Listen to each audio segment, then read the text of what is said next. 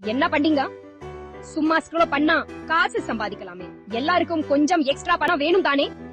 முதல்ல ஃப்ரீலான்சிங். நீங்க எழுத்தாளரா, டிசைனரா இல்ல கோடரா இருந்தாலும் உங்களுக்கான வேலை ஏதாவது இருக்கும். அப்போ ஃப்ரீலான்சர் மாதிரி இணையதளங்கள் உங்களுக்கு தேவைப்படும் நிறுவனங்கள் இருக்கும். அடுத்து பொருட்களை ஆன்லைனில் விற்பனை செய்யலாம். கைவினை பொருட்கள், பழைய பொருட்கள், எச்சி, ஈபே மாதிரி தளங்க சூப்பரா இருக்கும். சர்வே, ரிவ்யூ பத்தியும் மறக்காதீங்க. நிறுவனம் எப்பவும் உங்க கருத்துக்களை கேட்கும், அதுக்கு பணமும் கொடுப்பாங்க. ஸ்வாபக்ஸ், சர்வே, ஜங்கி மாதிரி தளங்கள், தங்க சுரங்கள் மாதிரி.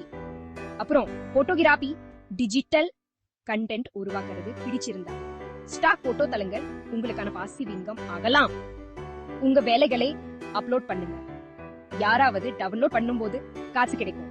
ஞாபகம் வச்சுக்கோங்க, முக்கியமானது தொடர்ந்து செய்வதுதான். கொஞ்சம் கிரியேட்டிவிட்டி வேணும். சின்னதா ஆரம்பிங்க. உங்க திறமைகளை வளர்ச்சுக்கோங்க. ஆன்லைன் வருமானம் வளர்த்த பாருங்க.